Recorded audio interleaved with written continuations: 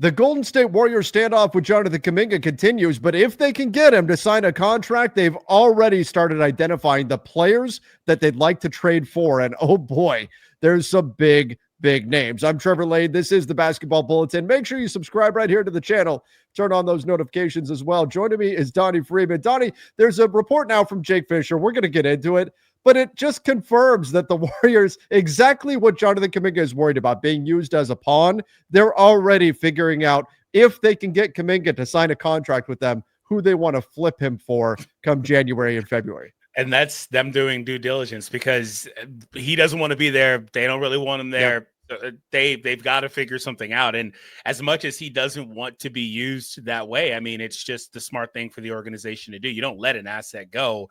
And he doesn't want to be on a short-term deal, making minimal amount of money relative to what he could otherwise. So, I mean, ultimately, I think they're going to figure something out. But yeah, they need to be looking at replacements for him and probably trying to get somebody that can fit better into what they're trying to do and that they actually want to have on the team. You know, I want to say that, like, there's some conflicting stuff with that because some of the team wants him, right? Some of the organization wants him, and some of the other guys don't. Like, it's always been like that. So I guess ultimately, though, he is also just at a point where he doesn't believe that, you know, that's the best situation for himself anyway. So, and just to rehash where we're at for everybody with the Jonathan Kuminga situation, Golden State is offering a 2-year deal at $45 million with the requirement that Jonathan Kuminga would also waive the inherent no trade that would come, the no trade clause that would come with that kind of a deal, because the NBA would look at it as a 1-year deal, because the second year on that deal would be a team option. And Jonathan Kuminga says, well, no, you'd be signing me to this contract that is clearly structured so you can trade me. That's the goal of this contract. But Golden State, that's the contract that they're offering. They're not willing to go more than that. I think the solution should be they offer maybe 3 years or something to give Kuminga at least a little bit of certainty, but it doesn't appear they want to do that. Kuminga's option, of course, his trump card here would be to just take the qualifying offer, be about $8 million, just under that, 1-year deal, full no trade clause, and would be an unrestricted free agent next summer. We've talked all about it. I'm not going to rehash the whole thing again, but this is where we're at. But if the Warriors can get Kuminga to say, fine, I'll take, there are worse things than taking $45 million over 2 years. Now, second year team option, certainly. but still a guaranteed $22-ish million. There's worse things in life than that. But if the Warriors can get Kuminga to sign for that, they're already figuring out who they want to flip him for. And one of the names, Donnie, it's unrealistic, but it's Lakers superstar LeBron James.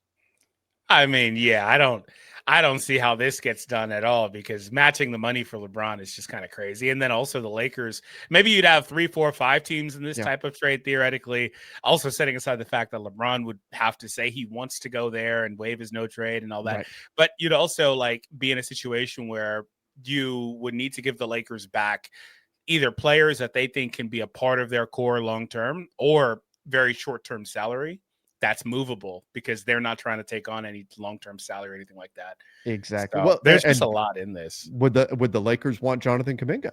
Right? Like I think he could be kind of fun alongside Luka, but like I don't know that that's exactly where they're trying to go. I think they would try to exhaust all options first, and then, if necessary, settle on Kuminga. What the report is that they've been interested in him over the past 18 months. We know they had contact with the Lakers season before last about trading for him. But they also, they ultimately wound up, the Warriors did. They got Jimmy Butler. So this is very unlikely. But nonetheless, I'm sure the Warriors would kick the tires on doing some type of trade. And as Jake Fisher notes here on the fantastic Substack he has with Mark Stein, getting to that, as you said, Donnie, that $52.6 million is very difficult. However, assuming that is not possible, and by the way, the same is true with Giannis Antetokounmpo, trying to make the money work, very difficult. Of course, the Warriors would be interested. Sometimes where there's a will, there's a way, and teams get creative. But the realistic target, not LeBron, it's Trey Murphy III. With the New Orleans Pelicans. The Warriors have a strong affinity for Murphy and have made outreach to New Orleans as recently as this summer. The Pelicans so far have batted away calls for the 25-year-old on a contract paying him $25 million. Much easier to trade for a contract at $25 million than LeBron at 52.6. And you look at the long-term salary locked up with Trey Murphy, and you can see 25, 27, 29, 31. And the big problem the Warriors have with Jonathan Kuminga is that he can't shoot the three, not at a high enough efficiency to what do they need alongside Steph and Draymond. You don't have that problem with Trey Murphy. Would be a perfect fit with Golden State. Donnie, as much as the LeBron, like, I get it. Giannis, I get it. You're going to have interest in those guys, but is it likely? No. Trey Murphy is a perfect fit for what the Golden State Warriors are looking to do. Oh, absolutely. And he could be a piece that who knows what their next iteration looks like in a few years. But if they're able to, bridge that gap pretty well, which again remains to be seen because they're going all in on this current build, he could be a guy you hold on to for a while. And if not, then he's going to be movable at that time, a few years from now, if you need to move on from Trey, in his late 20s. So I think you could do that for sure. And he's somebody that fits in exactly with what they like to do there. Can shoot the hell out of the ball, and he would fit in great. But the thing with the Warriors is that they want to do all this stuff while retaining their guys. I mean, if they were willing to or able to trade a Jimmy, all of a sudden all these talks work.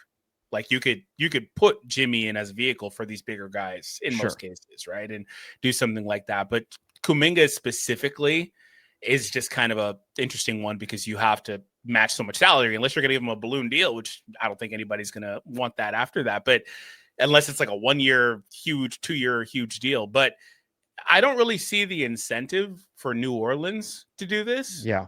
Because you're gonna get Kuminga out of this and turn around and give him the exact same deal. And I don't know if he would fit better alongside Zion than Murphy does. In fact, I don't think he would. No, I think you can make a strong argument that he would not fit. That's look, the Warriors side, it makes tons of sense. Trey Murphy, yes, you can see the stats are on the screen right now. 36% from three last season, but that was on a bad team that lost. Games played over the last 2 years isn't great though as well. Well, sure. I mean, he's had injury, but also the Pelicans were in. I mean, the whole Pelicans team got injured last year. But 36% from three last season. Remember though, they suffered a ton of injuries, lost DeJounte Murray. Everybody was hurt for that team. You look at the seasons before, 38%, 41%, 38%. I think that's more indicative of what he really is. And look at the volume. That's what the Warriors are going to love. But if you are the Pelicans, would you do this? I would not. I would not. If I'm the Pelicans, I would rather have Trey Murphy than Jonathan Kuminga. In a vacuum, I would rather have Trey Murphy than Jonathan Kuminga. Not just because of the shooting, but because of the fit with Zion Williamson. And do you want to be the team that's paying Jonathan Kuminga moving forward? It doesn't make sense. I would rather have Trey Murphy's shooting ability than Jonathan Kuminga, who I think is a very talented athlete. I like him a lot. But if Zion is going to be your guy in New Orleans long-term, it doesn't make sense to pair Jonathan Kuminga with him because he's going to operate in similar spaces on the floor. Yeah.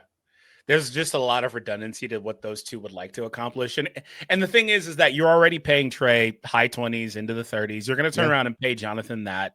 They're on a similar timeline age-wise. Like, I don't really see this be – all you're doing is getting a player that fits a little bit worse in the situation. Now, I think Trey still can get a good bit better, but I think if you're trying to make this move from the Pelicans side, it's a potential play because you're going to be buying on Jonathan at a point where you don't know exactly what he could be.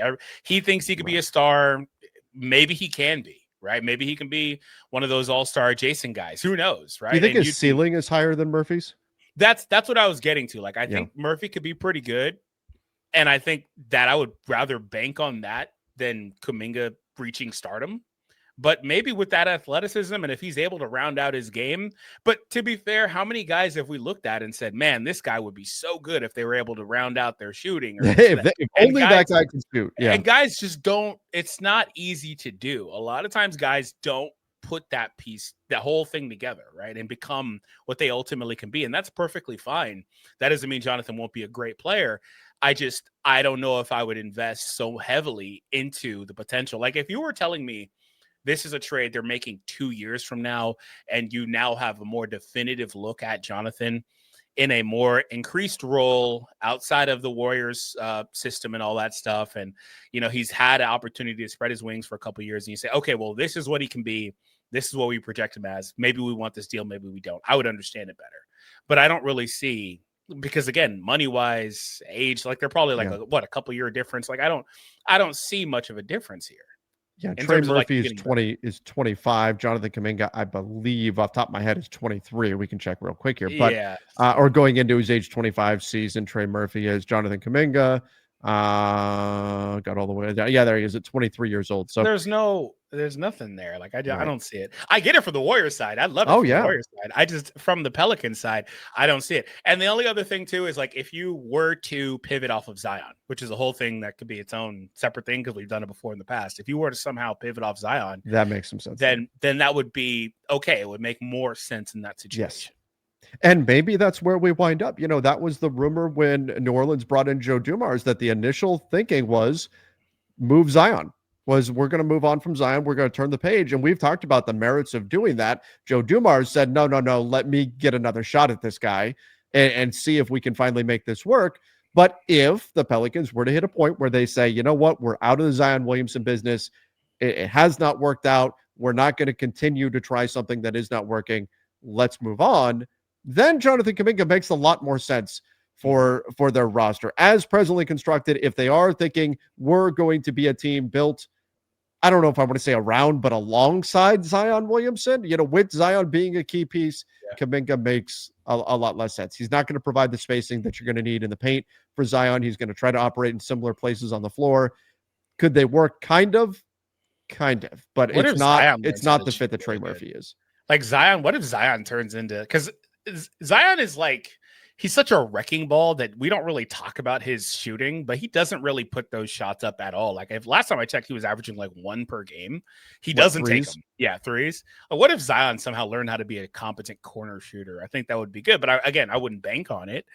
And he's like a Giannis type, where it's like he's so damn good at getting to the rim and finishing. Yeah, I'm not even tripping on that. So, yeah, Zion's not even taking. I mean, not even 1 per game, and not a high enough percentage. He occasionally has shown the ability to hit the three, but he doesn't shoot at a high volume, nor should he. Donnie, when you 43? Are a wrecking ball of a human being, an athletic freak the way Zion Williamson is, if I'm a coach, I'm telling him, bulldoze your way to the basket every single time. He has great touch around the rim, highly efficient there. Yeah, I'm discouraging him from shooting the three if I'm coaching. He doesn't need to. Sure. He just gets to his spots so effortlessly. It's crazy, man. And his handle is just good enough to get him where he wants to go. His body is so big. He just bulldozes you out of the way and gets. That's why I said he's like a Giannis type, LeBron type, where it's like, just get to the rim every time. Who cares, right? Yeah. Now LeBron, again, it's a little bit different because he did round out that part of the game, but he's also played for so damn long. That comes with age. And maybe Giannis is more the comparison here, because Giannis hasn't done it despite people saying that he needed to, but he doesn't need to. Like he doesn't need to. He's still able to. Like he's still able to do what he wants to do. So it hasn't really mattered. But yeah, so maybe if Zion learned how to do that, I could make an argument for it. But I just think that the spacing would be really clunky. But maybe they want to get all the ex-Warrior guys. They got Looney, they got Poole. Bring in Kuminga. I tell you one thing. I don't think they're going to be going after Draymond. Why did you have to go that would be like Jordan Poole's worst day. The Pelicans trade for Draymond Green. By the way, we should note that there was a little bit in here from Jake Fisher that Golden State back in the 2021 draft, they were rumored to want Josh Giddey instead of Kuminga, and then Giddey got taken right before them. They were also looking at Murphy when they took Moses Moody. So they've long been interested in Trey Murphy. So just like there have been rumors that Chicago and Golden State maybe could try to solve each other's problems by doing a double sign and trade, the math is insanely difficult to work out. Very unlikely it happens.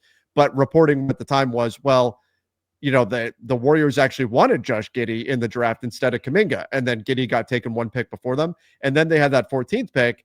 And now it's, well, yeah, they were really looking at Trey Murphy. Now they could have taken him, but they really wanted Trey Murphy. They wound up taking Moody instead. So like, this is not a new thing for Golden State to be interested in Trey Murphy, just like it's not a new thing for them to be interested in Josh Giddey.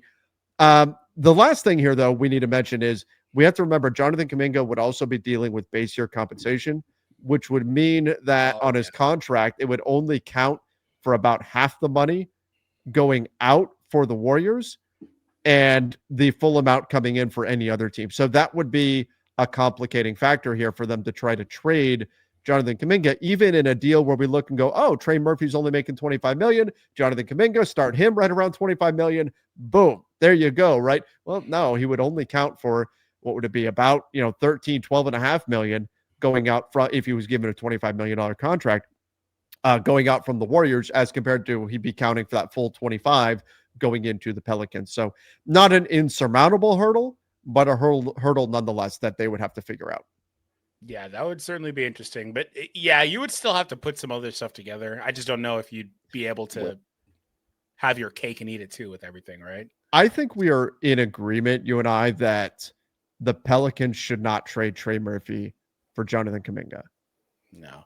What would flip that? What could the Warriors add to plus up the offer that would make the Pelicans say yes? That's what I was going to say. We talked about it bluntly about player to player for 10 minutes, but we didn't really actually talk about potential like asset additions or anything like that. Yeah. If you're able to add in, I mean, I would like Moody coming back, to be honest, but I don't think they do that. Maybe Pods would be good too. But if you're able to at least get some picks back, I think that'd be good. Sure. If it was Kuminga and a first or something. Yeah, I think that could, if you get a first from them like a few years from now, I think that'd be really good. That would be interesting. Now, if you're Golden State, would you give up that for, it's fair to go back and forth with all of that. Maybe. But if I'm just from the Pelicans perspective, I would not be willing to do Trey Murphy straight up for Jonathan Kuminga. If you plus up that offer, see, I still don't know if I'm conceptually building around Zion, I still don't know if I'm interested in doing that. But yeah, I think you need to add more from the Golden State side. Maybe it is a future first would be enough. Yeah, it just depends on what that is. I think that while we question why the Pelicans can do it, I think you could incentivize them by adding stuff to it and plussing up the deal to where they can't refuse it, whether they're actually interested in trading Murphy or not right now, and specifically for Kuminga. And the thing is with Kuminga, I think a lot of it hinges on the contract he takes, because what if it's like a sign and trade and he takes a 5-year extension or whatever, like maybe they would be less incentivized to want what does it take to keep him long term is what you're saying. Yeah, like I just, it depends on what contract he's also getting there too. So that, and again, it just depends on how invested they are in him and how invested they are in his potential as well, because maybe you could get away with putting a few seconds instead of a first or something like that. But ultimately, I don't know if I would do it ultimately. But big picture, I mean, the big takeaway from this, like, Jonathan Kuminga, about a week ago, it was reported he feels like he's being used as a pawn and that the Warriors are just going to try to trade him. And that's why he doesn't want to sign this 2-year deal. Yeah, and they're already identifying who they want to trade you for come January or February by the trade deadline. Trey Murphy being high on the list, LeBron James, Giannis Antetokounmpo, of course. All of these, I think, are difficult for the Warriors to do, but it's pretty clear whether it's now or at the trade deadline, the long-term future for Jonathan Kuminga, and I think he would agree with this too, it is not with the Golden State Warriors. No, and he doesn't want it to be. So it is what it is. All right, everybody, let us know in the comments down below. Trey Murphy for Jonathan Kuminga. If they could work out the contracts, would you do that? If you're the Pelicans, would you do it if you're the Warriors? Where do you think this whole situation ultimately, it's just Kuminga wind up just taking the qualifying offer and the Warriors wind up losing him for nothing next summer? Another possibility. A lot on the line right now. Let us know how you think it's all going to play out in the comment section. Don't forget to subscribe right here to the channel. Until next time, see ya and stay safe.